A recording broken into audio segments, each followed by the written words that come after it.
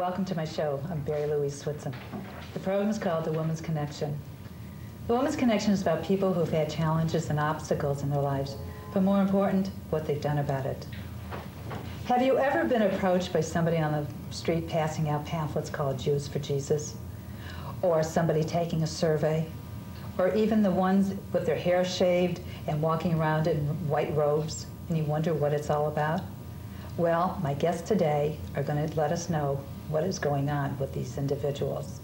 So let us welcome Catherine Mazer, Cynthia Lilly, and Arno Markowitz. Welcome, and I'm sorry. Why don't we go around and introduce ourselves and tell everybody what you're doing presently? I'm Catherine Mazer. I'm a film student at New York University, and I was formerly a member of Unification Church. Okay. And Cynthia? I'm Cynthia Lilly, and I am living in Manhattan. I'm a music teacher for elementary school-aged children, and I remain very involved with the cult issue, getting phone calls and letters from people all over the world who are concerned. I'm Arnold Markowitz. I'm the director of the Cult Hotline and Clinic operated by the Jewish Board of Family and Children's Services here in New York City. Oh, welcome. Why don't you tell us a little bit about how did you get involved with the Unification Church? I met a member of the Unification Church. They actually identified themselves as an organization called CARP. I was invited to a spiritual educational retreat, and I agreed to go. After a couple of days, I came to believe that my salvation was in the hands of Reverend Moon and his followers, and gradually that turned into a longer stay and selling goods on the street. And after 5 months, as a result of different factors, I left. Now, what exactly is CARP? What does that stand for? CARP stands for the Collegiate Association for Research of the Principle. Reverend Moon calls his theology the divine principle. And in our case, it was used to distract us or to hide the fact that it was Unification Church. In fact, at the time I asked directly if it was affiliated with Unification Church, and they denied that it was. It was only when I arrived there that I found out that it was affiliated with Unification Church. And still I didn't know that that meant Reverend Moon. Later on I found that out. How long did it take before you were assured that this was the Reverend Moon's? After a week. It was a week? It was a week. And at this point, did you try to escape? Did you try to leave? I was interested in what they had to say. I felt like the information I was receiving seemed to answer a lot of the questions and problems I had in life, and the people around me seemed to have a kind of purity and clarity that attracted me. And at the time when I found out, not knowing anything about Moon's history, I thought that the ideology would be the most important thing rather than the reputation of the man who was at the head of it. I think the biggest problem was that I didn't know any facts about Reverend Moon. How did you become involved with them? Did they stop you on the street and ask you for a survey? Did they give you a pamphlet? Yeah, I was stopped on the street and they took a survey, which I thought was very interesting. I of course didn't know that the survey is never used for any kind of research purposes, but that was what they used to lure me into their offices, where they began to talk to me about going on this retreat, and that lasted for about an hour. An hour interview? Basically, survey. Right. Okay. Well, the survey itself was very short, right, and it was like a bait to go into the office. Once I was in the office, they started putting pressure to go on the retreat. Now, how did they put pressure on you? By just saying, oh, you got to do this is great, this is wonderful? They said it was the last one, that this was all that they were offering, that what I would learn would be more important than the information I got out of ordinary things like work and school, that this would offer me a real insight into life and myself. And you were already registered to go to college, right? Well, this was in the summertime. All right, so you were in between and you were here in New York at the time? Yes. Okay, and they found you where? I was on Broadway. All right, in the Times Square district? No, this was downtown near New York University. They were doing a lot of recruiting at the time around NYU. Okay. Now, how did you contact your mother to let her know you were going away, or what happened? I didn't contact her. She was in California, and I didn't let her know that I went away. I only contacted her after I had decided to join, or at least stay for a longer period, and then I sent her a letter with false information about what I was doing, which I was encouraged to do in the church. This is part of their process. Yes. Catherine, when did you find out, sorry, Cynthia, when did you feel that something was amiss at this point going on here? When I got this express letter from Catherine, which was right before the 4th of July holiday, where she told me she had changed all her plans for the summer, that I could not reach her except by an address where I could write her, but she would not be getting in touch with me until the time came when she felt she could. I had no idea when that would be. At first, I thought that maybe at first I had no idea what was going on, and then after about an hour of just sort of confusion, I realized, my gosh, this sounds like a cult. And fortunately, I had resources. I had social worker friends who got me in touch quite quickly, as a matter of fact, with Arnold Markowitz. I was going to ask you, how did you two hook up? There was over the 4th of July weekend, and you know, there were a number of days where I was quite panicked. But Arnold got back to me and basically said, "This sounds like the Unification Church." And my husband and I were on a plane to New York in a matter of hours after speaking with Arnold. And what did you do at this point, Arnold? Well, actually, the family then worked with one of the people who was working at the cult clinic, Melinda Haas, who's a therapist there. And we did, with this family, as we do with all, we counsel them with information about the group, how the group recruits, what they could expect. In this particular group, we were pretty certain that we knew the location of the place where Catherine was staying or being held, or one of the locations, because of where they do the indoctrination and the, I guess, indoctrination, I would call it, programming that they do for new people who come in, and that was out in Queens. We also helped the family, who was helping themselves very well, in finding other resources, former members of the group, people who knew more about the group. I believe that you got in contact with some law enforcement people. What we do at the Cult Hotline and Clinic is to help families sort of come upon a course of action that's effective for them, to help them understand what's going on, to try to do something that's a little impossible, hold down the anxiety and the anger so that they can learn to communicate to some extent with the cult itself, and of course to be able to communicate with the person involved in the cult group. That's quite intensive. That's marvelous. Now, you were in the cult, you were on your retreat, your mother was trying to find you. Mm-hmm. And was there any other communication besides this letter that you had sent to her? Well, gradually, my retreat turned into a full-time involvement, and as I guess is pretty clear. And I didn't know that she knew what I was doing until she was in New York, and actually, an NBC program, The Today Show, had decided to cover our story. So when I found out she knew, it was kind of an entire package of not only finding out that she was aware that I was in the Unification Church, but that she was in New York looking for me. Not only was she in New York looking for me, but The Today Show was right behind her. And after that, the way we communicated was through phone calls. Well, how did you feel at this time? I felt very, very confused. I felt like I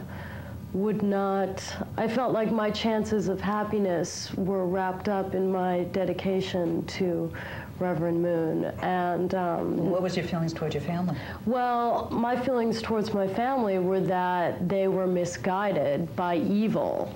And that more than just evil. Well, Satan. It's a very Christian-oriented theology. It really divides the world into very direct principles of good and evil, and because my family was attacking the church, I associated them with Satan, thought that Satan was working through them, but I also have a very strong relationship of love and friendship with my family, and were you able to express this to them at this time? Or? No, I mean, part of going forward in the group is fighting Satan, which then becomes equivalent to fighting your family.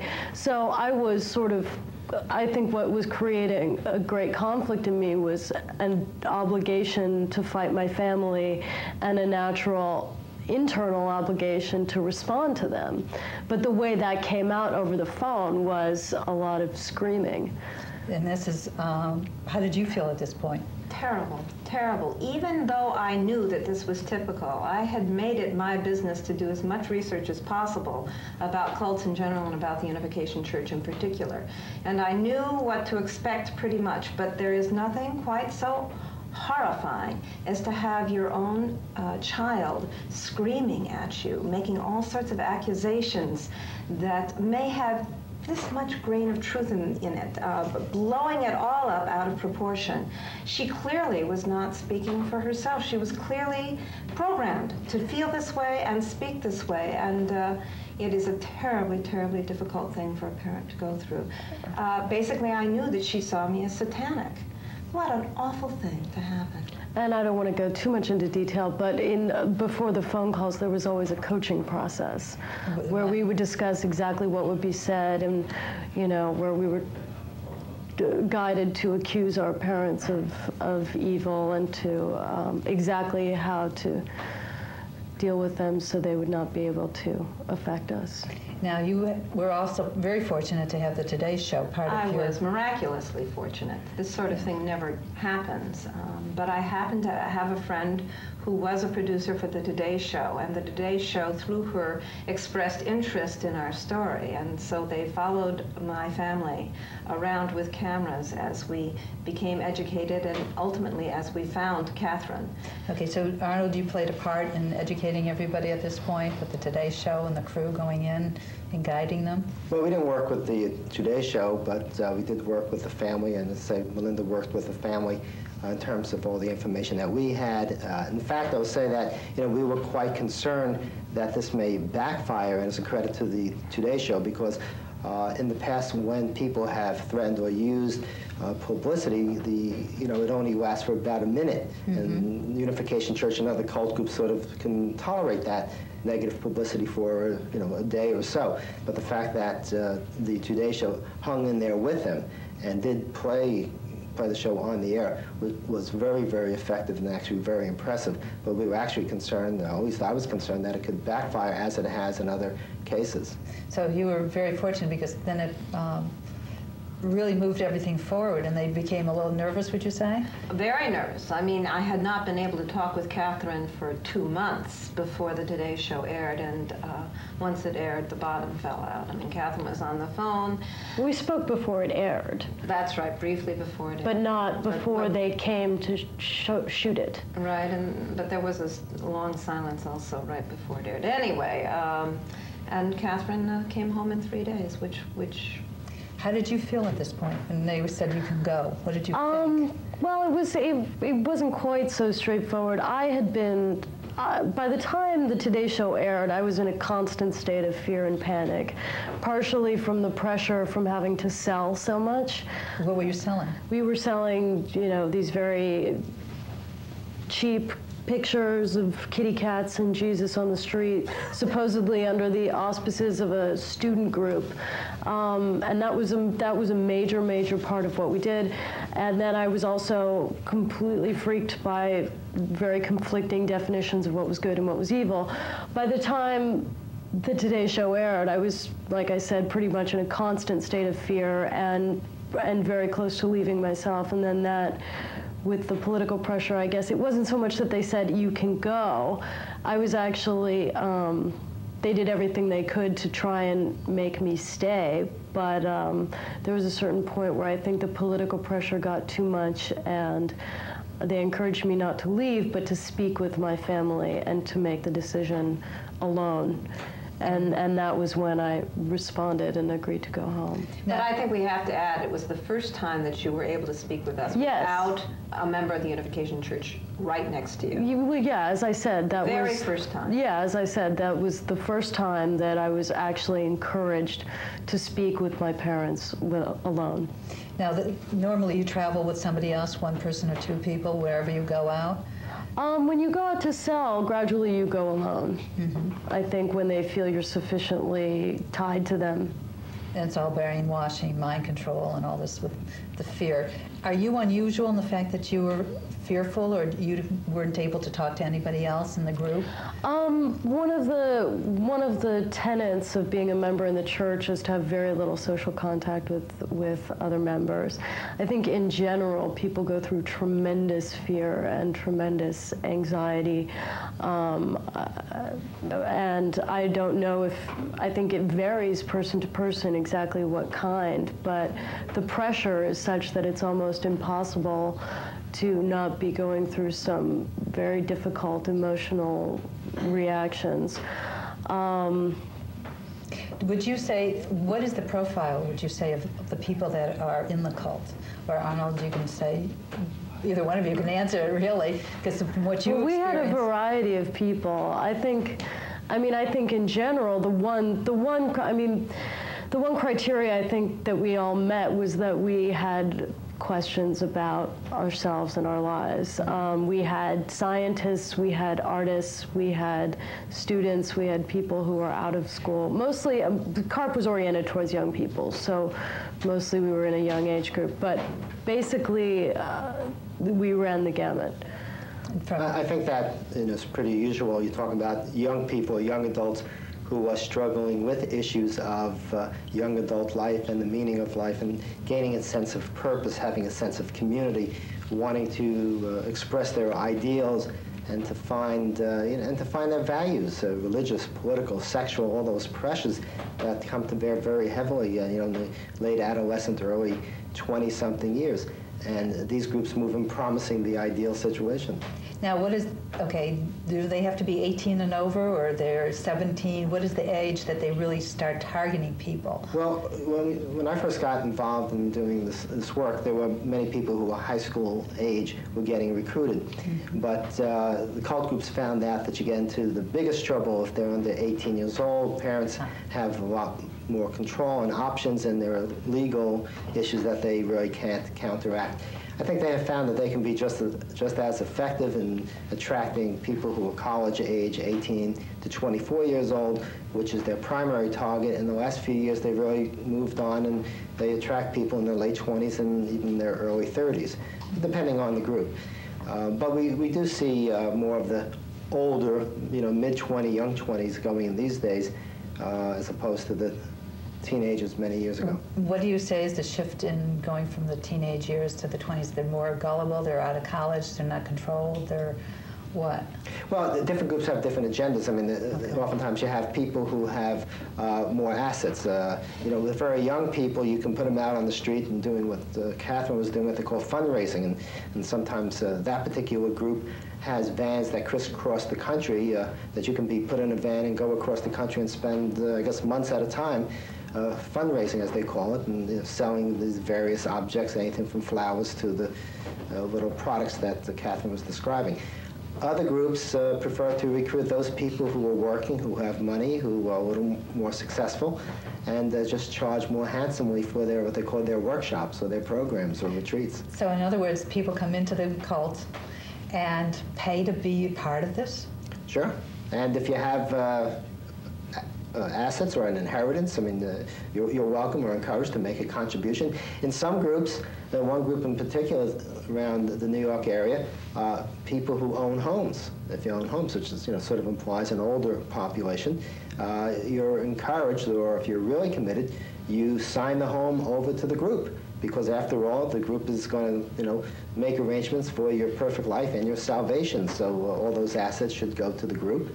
And that's what some people do. Because I was reading with all the information that you had sent me that they're targeting senior citizen people that come in as a home caregiver. And that's very frightening. I mean, you've got two ends of the spectrum, the senior citizen and the young adult. Well, they're very creative. And, they certainly are. And senior citizens are, again, another group who are vulnerable, for the obvious reasons, people who are alone and maybe their children have moved on, they're not in the same community or in retirement communities. We get over the years, a fair number of calls from Florida, where a lot of people from the New York area have retired and gone down to Florida. And being in a new place, they're looking to build a new life, and sometimes they feel just like young adolescents and feel isolated and lonely, and are very attracted by the sense of commitment that people have, or just the amount of attention that's paid to them. Oh, that's frightening. Let's start at the beginning. What is the definition of a cult, and is there a difference between a cult and a missionary? Yeah, to me there is. I like to call it, I don't know about a definition, I'd say characteristics. The characteristics of what we call a destructive cult is that it's almost always has a self-appointed charismatic leader, and that leader exercises pretty much total control of the group, total control over the details in the daily lives of the members, an autocratic control. There's the use of deception and fundraising,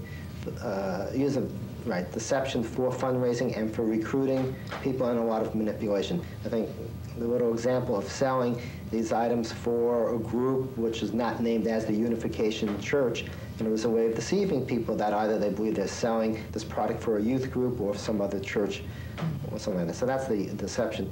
And the third would be, I call them psychological practices that sort of coerce a change in personality and values and in outlook in a rather rapid and sudden fashion. Those would be the basic characteristics. How this is done is very interesting, just to point out. I think Catherine identified two. One is phobia indoctrination, a lot of fear, and the other by controlling communication amongst the members. How many different cults are there? Oh gosh, it's estimated that there are 5,000 different cult groups in the United States. They could be 7,000. I mean, it's very hard to know. And how many people would you just say are involved in a cult in one way or another? Well, the numbers that we use were published in an FBI law enforcement bulletin a few years back, and there's anywhere between 5 to 7.5 million people have been involved in cult groups in recent years, and by now I'd say it's more than that. Well, now, the Waco incident is a cult. Johnstown is a cult. All right.